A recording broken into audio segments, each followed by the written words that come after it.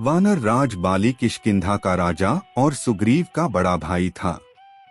बाली का विवाह वानर वैद्यराज सुषेण की पुत्री तारा के साथ संपन्न हुआ था। तारा एक अप्सरा थी।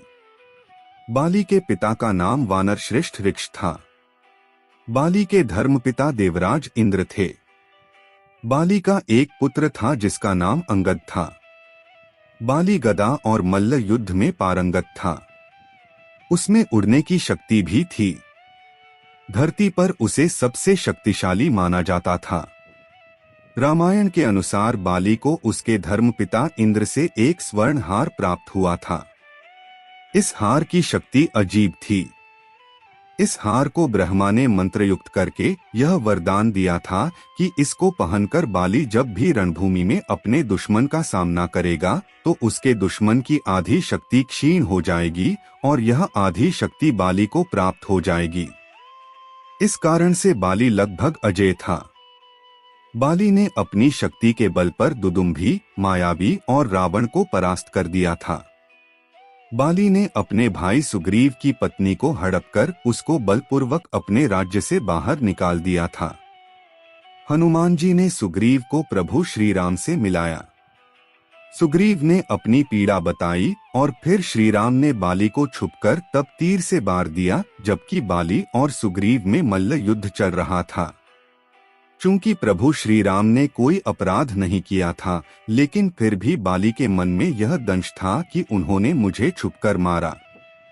जब प्रभु श्री राम ने कृष्ण अवतार लिया तब इसी बाली ने जरा नामक बहेलिया के रूप में नया जन्म लेकर प्रभाव क्षेत्र में विषयुक्त तीर से श्री कृष्ण को हिरण समझकर तब मारा जब वे एक पेड़ के नीचे योग निद्रा में विश्राम कर रहे थे।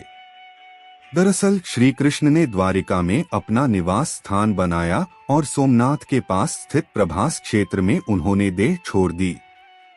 भगवान कृष्ण इसी प्रभास क्षेत्र में अपने कुल का नाश देखकर बहुत व्यथित हो गए थे। वे तभी से वहीं रहने लगे थे। एक दिन वे एक वृक्ष के नीचे विश्राम कर रहे थे, तभी किसी बहेलिये ने उनको हिरण समझकर तीर मार दिया। यह तीर उनके पैरों में जाकर लगा और तभी उन्होंने देह त्यागने का निर्णय ले लिया। पौराणिक मान्यताओं अनुसार प्रभु ने त्रेता में राम के रूप में अवतार लेकर बाली को छुपकर तीर मारा था। कृष्णावतार के समय भगवान ने उसी बाली को जरा नामक बहेलिया बनाया और अपने लिए वैसी ही मृत्यु चुनी जैसी बाली को दी थी। प्रभास क्षेत्र काठियावाड़ के समुद्र तट पर स्थित बीराबल बंदरगाह की वर्तमान बस्ती का प्राचीन नाम है। यह एक प्रमुख तीर्थ स्थान है। महाभारत के अनुसार यह सरस्वती समुद्र संगम पर स्थित प्रसिद्ध तीर्थ था।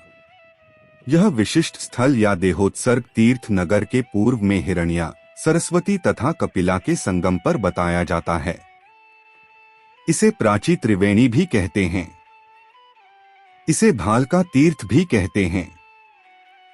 5 वर्ष की असहनीय पीड़ा के बाद उस भी जरा को एहसास हो गया कि उसने किसी आम आदमी को नहीं मारा बल्कि मानव की देह धारण करके पृथ्वी पर आए साक्षात भगवान की देह अपने तीर से छीन ली है। वापस उसी स्थान पर जाकर गोविंद गोविंद कहते हुए उस बहेलिये ने समुद्र में समाकर अपने प्राण त्याग दिए। जिस स्थान पर जरा ने श्री कृष्ण को तीर मारा उसे आज भालका तीर्थ कहा जाता है। वहां बने मंदिर में वृक्ष के नीचे लेटे हुए कृष्ण की आदमकद प्रतिमा है। उसके समीप ही हाथ जोड़े जरा खड़ा हुआ है।